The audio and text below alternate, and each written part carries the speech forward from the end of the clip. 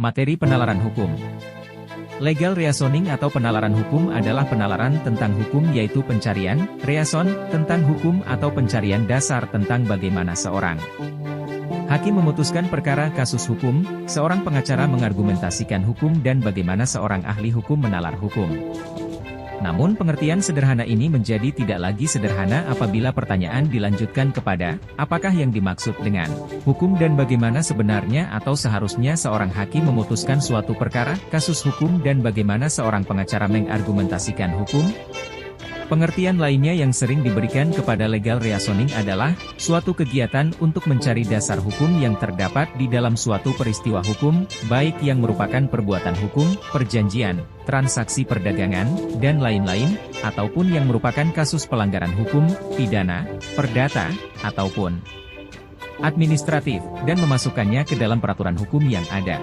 Bagi para hakim, legal reasoning ini berguna dalam mengambil pertimbangan untuk memutuskan suatu kasus. Sedangkan bagi para praktisi hukum, legal reasoning ini berguna untuk mencari dasar bagi suatu peristiwa atau perbuatan hukum dengan tujuan untuk menghindari terjadinya pelanggaran hukum di kemudian hari dan untuk menjadi bahan argumentasi apabila terjadi sengketa mengenai peristiwa ataupun menggunakan logika dalam penalaran hukum. Ada dua cara berpikir yang dapat kita gunakan untuk mendapatkan kebenaran, yaitu melalui metode induksi dan deduksi. 1. Induksi.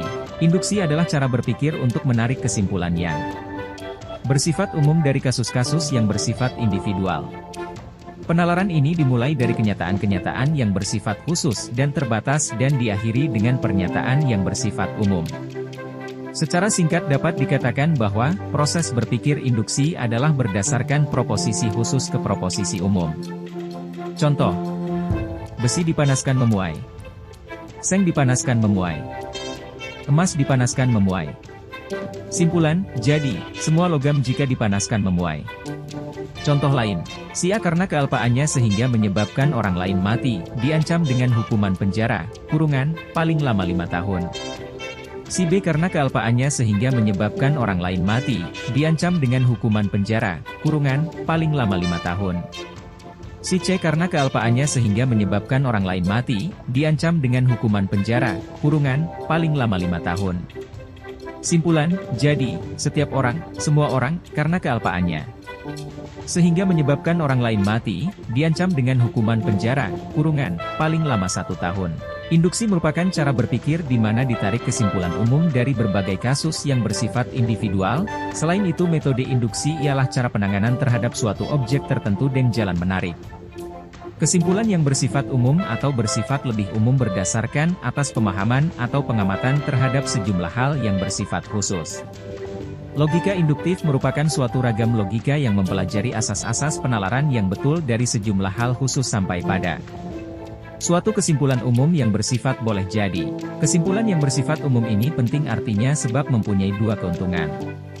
Keuntungan yang pertama ialah bahwa pernyataan yang bersifat umum ini bersifat ekonomis. Kehidupan yang beraneka ragam dengan berbagai corak dan segi dapat direduksikan menjadi beberapa pernyataan. Pengetahuan yang dikumpulkan manusia bukanlah merupakan koleksi dari berbagai fakta melainkan esensi dan fakta-fakta tersebut. Demikian juga dalam pernyataan mengenai fakta yang dipaparkan, pengetahuan tidak bermaksud membuat reproduksi dari objek tertentu, melainkan menekankan kepada struktur dasar yang menyangga wujud fakta tersebut. Pernyataan bagaimanapun lengkap dan cermatnya tidak bisa mereproduksikan betapa manisnya semangkuk kopi atau pahitnya sebutir pil kina. Pengetahuan cukup puas dengan pernyataan elementer yang bersifat kategoris bahwa kopi itu manis dan pil kina itu pahit. Pernyataan seperti ini sudah cukup bagi manusia untuk bersifat fungsional dalam kehidupan praktis dan berpikir teoritis. Keuntungan yang kedua dari pernyataan yang bersifat umum adalah dimungkinkan proses penalaran selanjutnya baik secara induktif maupun deduktif. Secara induktif maka dari berbagai pernyataan yang bersifat umum dapat disimpulkan pernyataan yang bersifat lebih umum lagi. Melihat dari contoh bahwa semua binatang mempunyai mata dan semua manusia mata, dapat ditarik kesimpulan bahwa semua makhluk mempunyai mata. Penalaran ini memungkinkan disusunnya pengetahuan secara sistematis yang mengarah kepada pernyataan-pernyataan yang makin lama makin bersifat fundamental. 2. Penalaran hukum deduksi. Deduksi adalah kegiatan berpikir yang merupakan kebalikan dari Penalaran induksi.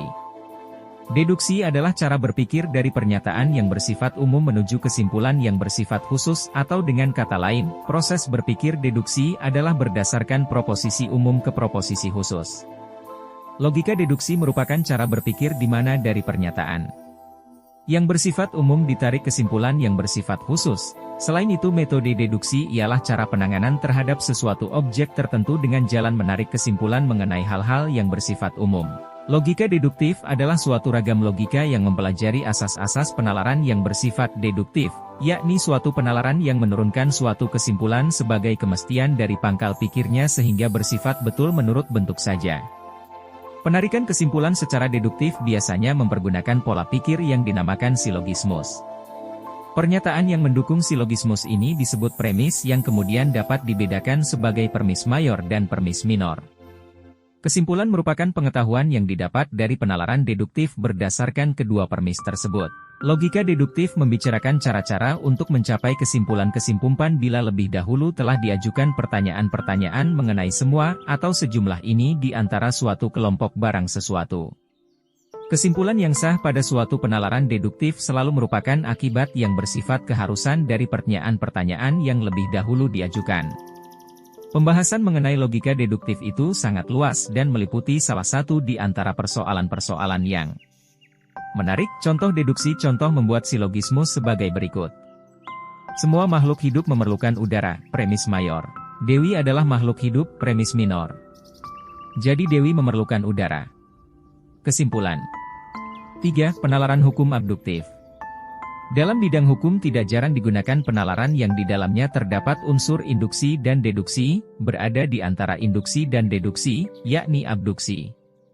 Penalaran abduksi dalam bidang hukum adalah didasarkan pada kenyataan konkret yang dipandang problematis dicarikan dan dimasukkan pada suatu aturan hukum yang dapat memberikan penjelasan tentang kejadian khusus, kasus hukum tersebut. Penalaran abduksi berbeda dari deduksi yang bertolak dari aturan umum, dan berbeda dari induksi yang bertolak dari sejumlah beberapa kejadian khusus kasus. Contoh digunakan untuk riset untuk mencari solusi atas rumusan masalah dalam penelitian.